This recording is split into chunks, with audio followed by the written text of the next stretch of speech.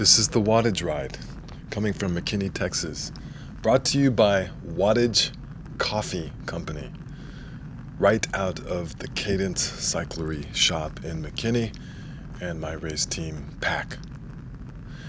We are in the breakaway now. That's when I started my front camera, and very shortly we're going to go back in time and see how this breakaway was established, because we're in a breakaway right now. And there's a total of 5 people here in this group, 2 of which are my teammates, so 3 members of Pack represented, with Randy of Giant Lakeside right in front of me, and then Joseph Fidel on the back, who's part of RBM Matrix. Off the front is Mr. Joe Emmons of RBM Matrix, and he has attacked, and we are maintaining a gap of approximately 20-25 seconds with him up the road. In person we are able to see him, but actually on the video it's really hard to see such small pixels in the distance. Really hot, windy day today. It was brutal out there. I rode my bike up to the actual start of about 18 miles.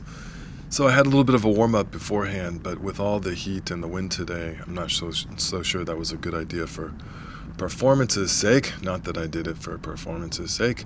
But here in a minute, we're going to establish how the breakaway started, and maybe doing a little analysis of this and some thoughts about how to make the breakaway, how you can miss making the breakaway, and sort of what happens in the course of that.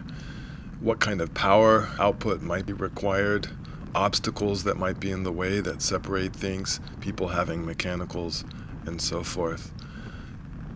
The hardest effort of the entire ride was actually the breakaway. So let's go back in time here. So here we are. We are headed, I believe it is, well, we're just turning north right here. So we were headed east. There goes Grayson on the left. They're in the United kit, in that pink kit. So Grayson won one of the Tulsa Tough crits just a few weeks ago in the Cat 1-2. So just a, kind of career result. That's a great thing. As soon as he makes this attack, you can see that the pace is picking up, the watts are picking up, and stuff is going on in front of me. I am following some wheels, and it is just pain and suffering right behind. So I apologize about not having a front view here. This is just my Cycle IQ rear dash camera that has extended battery life that I can run for the entire ride, but the GoPro doesn't have enough power, even at the lowest 1080p setting, to go for 3 hours. It can only record for something like 1 hour and 30 minutes. So I turned that on later. Anyway, you can see that there is damage here. We're on the downhill, so the guys that were briefly gapped are recovering. There's Jody on the right side of the screen and Dean on the left side of the screen, both my teammates, and so they've recovered here and they're on my wheel while there are a lot of people in front of me, and I'm just following wheels here as well. Of course, you want to make sure that you keep those gaps closed and tight, and that you don't get gapped, because what can be a small gap for just a moment can quickly enlarge if you don't respond very quickly. Dean is doing a good job here of staying right on my wheel, and hopefully I'm doing a decent job of staying on the wheels in front of me here. When the gap, sometimes you're riding and you're like, someone goes, and you thought, I'm just gonna let that go, or maybe you're not in a good position in the pack to respond to it. What happened with me here was, we'll see in just a second, you won't be able to see what's going on in front of me, but some guys go, some more guys go, and at first I'm thinking I'm not going to respond to this, but then the wheel, so there goes another person on the left side of the screen on my right, and anyway, there goes Mike on the right. He's my teammate on the right side of the screen. He makes the breakaway, so you can see that he's moving up, and eventually here he'll go ahead of me. So the person I'm actually going to follow to initially make the break is the guy right behind me, Chad. He's the owner of Cadence and the Wattage Brewing Company. So at one point I said, well, gosh, everyone's going up the road, I better go too. So there goes Chad. I'm quickly on Chad's wheel, and the calculus there is, if all the fast guys are off the front, that's big trouble. That means you might not make it. this breakaway will stay away if you don't make it. So you kind of have to know who's in the group and what's going to happen. And if there's a lot of strong guys that are still in the back and don't go with the breakaway. Now, that gravel thing, kind of sketchy. A significant gap had opened up here before I went through that gravel. There goes Lynn going backwards there, had a double flat after going through the gravel. In just a minute on the left side of the screen, we'll see Clint, who had some kind of tire mechanical. You can see that Dean was in good position. He was ahead of me, and now he climbs onto my wheel. If I recall correctly, it is just me and Dean at this point with a significant gap. And so you see Clint there. He's had some kind of mechanical and was not able to continue. I yelled out at Clint that Lynn had mechanical too, so they could get together later. Look at my power, close to 600 watts here, trying to close down a gap to the leaders ahead. So now it's you're in or you're out. You've got to make it or not. And look how big the gap is after going through the gravel there on the downhill between us and the riders behind. And hint, none of them make it to the breakaway. So we're with a tailwind, meaning in a tailwind, everyone has to do close to the same work, meaning nobody is getting a huge benefit by being in a draft. Certainly there is a benefit in the draft, especially when you're going over 30 miles an hour. However, it's not nearly the same as if you were in a tailwind. If you're going into a headwind, people in the draft will have a huge benefit when there is a headwind. So in just a minute here, we're going to see that I will catch back on. So while initially going up that hill, going 600 watts, now at about 400 watts, and dipping into the 300s. Of course, as soon as I get on, I'm going to let off the power, which appears to be about right now that I have now drifted onto the back of the group. So you can see, I don't know what the timing of that effort was. Was it like a minute-long effort or something like that? That was the absolute hardest part of the ride. And so now here we can see who's actually in the breakaway. You can see Dean shake his head for a minute as Joe looked back at him, saying, "No, I'm not gonna close that gap. I'm just gonna sit on your wheel." Sorry for the bouncy nature of the camera footage here. I've got this rubber mount thing that comes with the Cycle IQ, and with these really bumpy roads out here, this chip seal stuff. It just bounces around. So I only included that footage to show how the breakaway was actually formed. Here's Randy, he's made the breakaway, and just showing, you've got to we're doing 800 watts through this turn, showing this may have been where Joe attacked, I think, Joe Emmons of Cadence.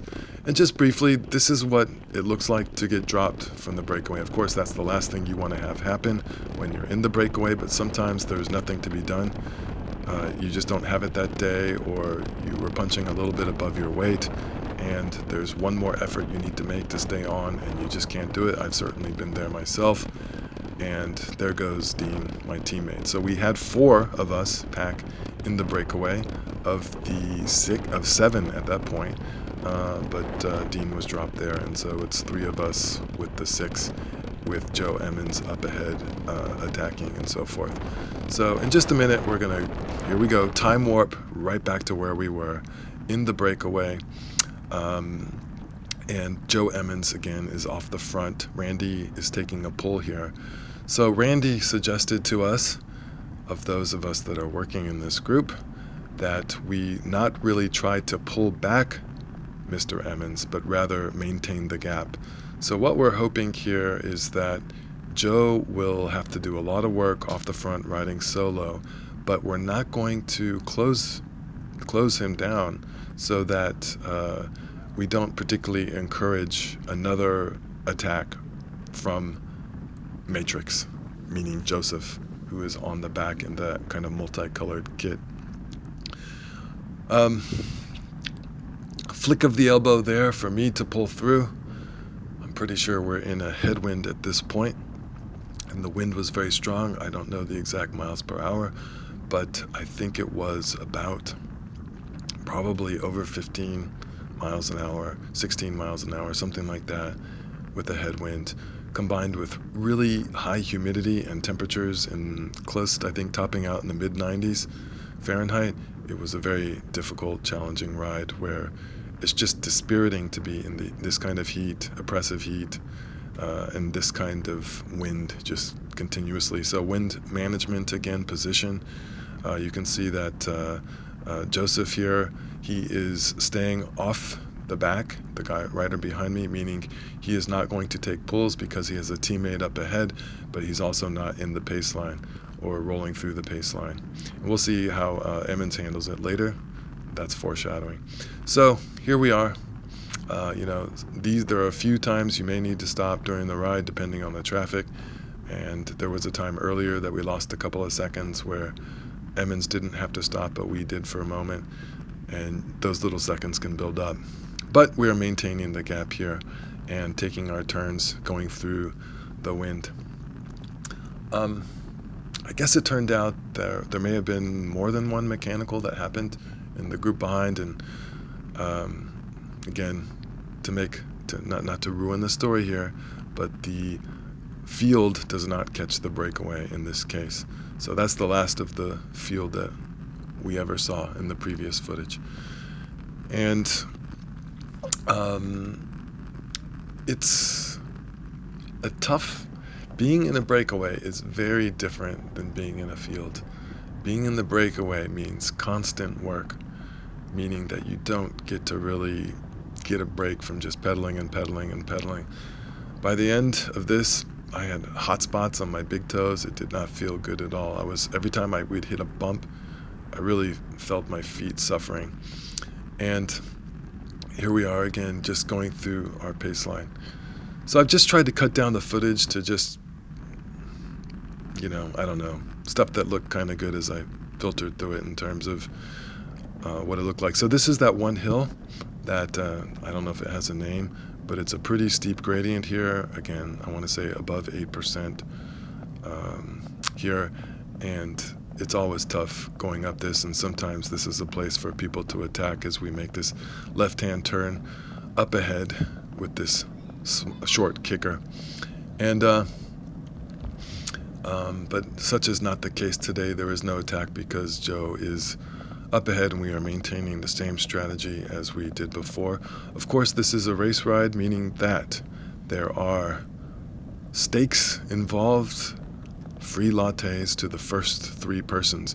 Now I should mention that before the ride, the decision was made that the route would be changed due to construction on the last finishing road and that we would not have the same finish line as before.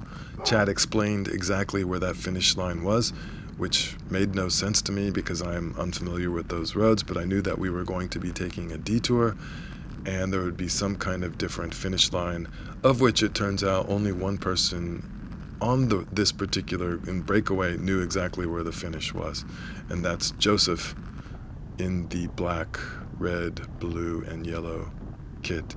So here we are. We've been working. We've been keeping Emmons within view, maintaining the gap, and now we're starting to close down this gap.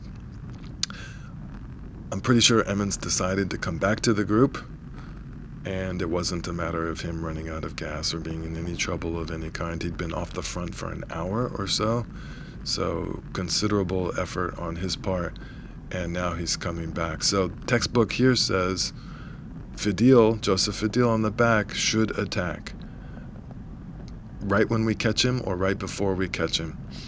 So here we are. Emmons is coming back to us here on the right. He's sitting up. He knows we're back here. We are not particularly going too hard at this point. If we have the energy, one of us, especially on pack, because we have numbers, should consider getting on Fidel's wheel and sitting on him. Certainly this crossed my mind. I'm sure it crossed John's mind behind me. But however, none of us are on his wheel. Emmons goes back to his teammate. You can see him turn and talk to him, and what happens? Well, he goes. And he goes with a considerable amount of effort and power. I can say from my standpoint, I was not wanting to do that. I knew that it would happen, and we're a long way from the finish. Another part of the calculus here is that we'll do the same thing to him. we'll try to maintain a relatively short gap and tire him out. And if we do this right, he will be tired, Joe will be tired from his hour off the front, and then one of the rest of us can attack or win in a bunch sprint. So that would be the strategy of the non-matrix riders to try and win the Wattage Ride, the Wattage Race Ride, for whom there are free lattes for the first 3 finishers. Young Mr. Fadil, he's very strong. I think he's now a Cat 3.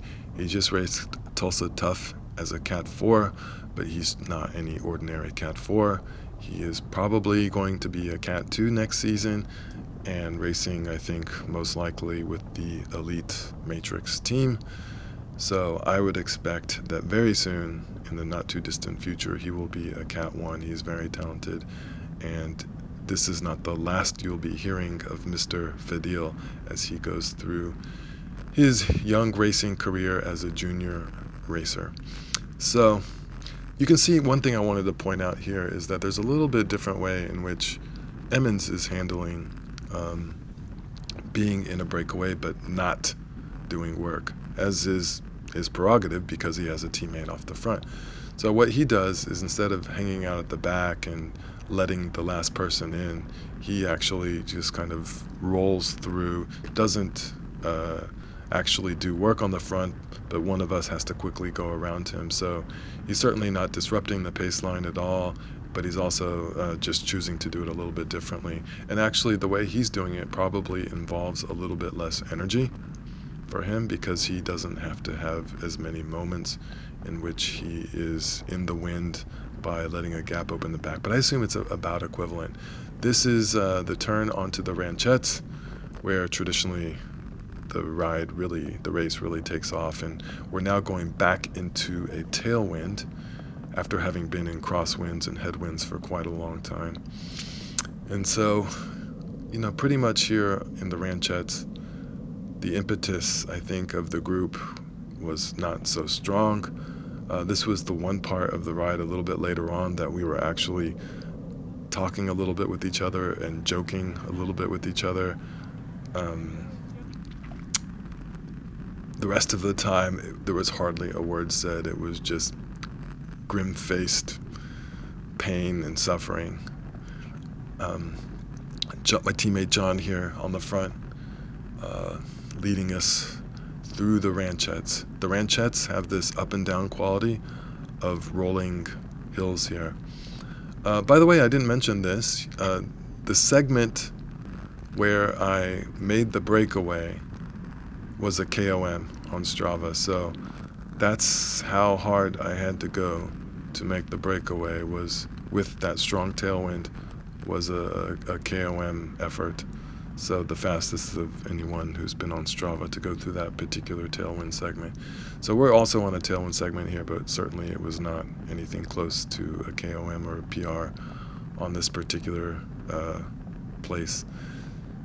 And we're headed up this uphill. This is the left-hand turn onto what is the final road that takes you to the finish line, about 10K from the normal finish line, but we're not going to be going to the normal finish line this time. We'll be taking a left-hand turn where there is this windmill. We call it the windmill. I guess it's what a wind-powered generator, relatively small one. And we'll be taking a left there instead of going straight. This road has some really bad segments, and they're doing construction on the part that would be the normal finish, so that was a decision not to finish on that particular road, in which they've scraped off the surface and it's rutted and bouncy and not fun. This is that climb that occurs that is potentially a place to attack, especially over the top. The Wattage Ride of about a month or 5-6 weeks ago, whenever it was, where I attacked over the top of this and bridged with some controversy to the breakaway of 3 off the front, and then won the sprint. No one challenged in the sprint. But anyway, this is where I attack. So this right here, right at this moment, when it flattens out after you've done a little bit of an effort going up this climb. Steve there, my teammate, taking a pull on the front. The wind is coming from the left to the right. I will drift back there to the back. So this is the turn. You can't really see the wind vane here, but if you look to the right, the windmill You will see, there it is. Sorry, not look to the right, look straight ahead. Right in the middle of the screen, you can see the blades there. There, we are taking a left, and this is a little bit of an unfamiliar route to me and the rest of us in this group because we don't normally go this route, but we've been told that we're supposed to take this first right up ahead, which was, I don't know, maybe a half mile down the road. We take the first right, and then we continue on, and eventually this will hook up back with the original road that we were on before we made the turn at the windmill. So here we are again in crosswinds, and I've included this shot to show you what it's like in the echelon when you have these strong crosswinds. We have just enough room in one lane for 5 of us to get shelter. I'm in a little bit in the gutter here behind Joe, but we will take turns being in the front. And of course, like I mentioned before, Joe is not going to do a big effort on the front, but just kind of roll through, and we will continue the pace line among the remaining 4 of us that are motivated, or at least trying to keep Joseph within reasonable distance. At this point, Joseph is way far up there. He's like a tiny speck. He had a much bigger gap than Emmons did. I'm pretty sure he put in a pretty hard effort to create a gap that big and maintain that gap. So impressive effort on his part. I can only imagine how much that sucked. At least I would say it would suck going through that much heat and wind solo after doing all this riding. So one thing that's not good for a sprinter to win is not knowing where the finish line is. It's really hard to measure your efforts, know when to go. And this happens to people in real races where they don't know where the finish line is, and they lose because of that. So it is absolutely important to be familiar with the finish line and where it is. And one thing I've noticed in races is you can never trust asking somebody else who is not a teammate where the finish line is. So we didn't know where the finish line is, but I'm including this footage because this is definitive evidence of where the second place actually happens, the disputed second place. So we later find out that Fidel says this is the finish line, this yellow sign with the red stop sign on it, and who gets second place? Mike Steve's rolling to the front, and it looks like I get 4th place. And who was that? I think that was Emmons with perhaps 3rd place. So we, of course, had no inkling that that would be the finish line. So we roll up here, and you can see in this conversation that is upcoming with Fidel, who is waiting at the stop sign, how it is in the breakaway that the winners are determined. A little bit of a conversation here as we discuss what we're going to do. And then go straight instead of making that right turn. And then we turn right at that gas station thing. And we're still the sprint. Do you just want to call the sprint? Let's just call it, I'm good with calling it a tie. You guys want to concede. It was the sign with the stop sign, the yellow. Oh, really? Yeah, that was it. No. So then it was me and Randy. No, it's for this second one and third. because he Really? said before you turn on to New Hope. Yeah. Oh. To get rid of the construction. You guys. It was that same as from Thursday. There it is. Thursday it was up here though. Well, No, you guys made it.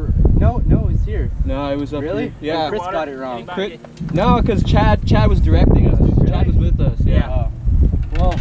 That's alright. Like it's not. Nobody knows where it is. Yeah. So fuck it. But I'll show you. Let's just stop at the gas. I just thought it was the stop sign because that's what Scott said. Do y'all want a sprint workout or anything? I didn't get mine yesterday. I'm fucking I dead. can leave I'm Jack dead. about 5. Yeah, I'm good with it. Shut it down. Well, folks, that's how the sausage is made. We don't actually finish off the race. We have a committee meeting, we decide who the winners are, then we announce that to the public. Just kidding, of course. At this point, we were so hot and tired, without a definitive knowledge of where the finish line is, even if we made a new one on this road, we just decided to roll in. So, what are the lessons from this ride? I don't know. Maybe there aren't any lessons. But I guess the major lesson is you need to read the race when breakaways are forming, if you so choose to want to participate or be in the mix. And you can react early, you can react late, you can react too late, you can react perfectly but not have the legs, and then things, wouldn't work out. So, in my case, I reacted late, probably maybe close to too late. I should have reacted earlier, but I reacted in enough time to be able to respond. And there's certainly very strong riders that either didn't care or, for whatever reason, didn't make it to the breakaway because they, in some cases reacted too late. So the danger of reacting too early, or, there's always the chance that the breakaway is doomed and not going to make it, and you spent a lot of energy doing something that's not going to work out. That happens all the time. However, in a ride like this, if you're like, wow, there's 5 Cat 1s or whatever on this ride, or, there's 10 Cat 1s plus Cat 2s, and then you see 5 of them go up the road, you better go if you can go, because the 3s and the 4s are not going to pull back the 1s and the 2s. That's just the general truth. So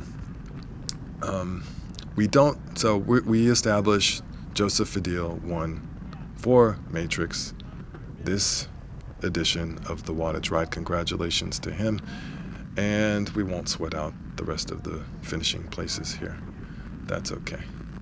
This is just for fun, and we had a good time, and I learned a little bit of strategy about maintaining gaps on the leader off the front of the breakaway, and working together in the breakaway and things like that. So it was a learning experience for me, and it was and after having sat in quite a bit the last time I won, I guess this is evidence that I don't always just completely sit in. So I guess, not that I always do, but there's different ways to go about it. So sometimes conservation of energy works out as a strategy, and other times conserving certainly doesn't work out at all, and you end up, far, far away from the action. So good times on the Wattage Ride. We'll be pulling up to the gas station up ahead, and unbeknownst to us,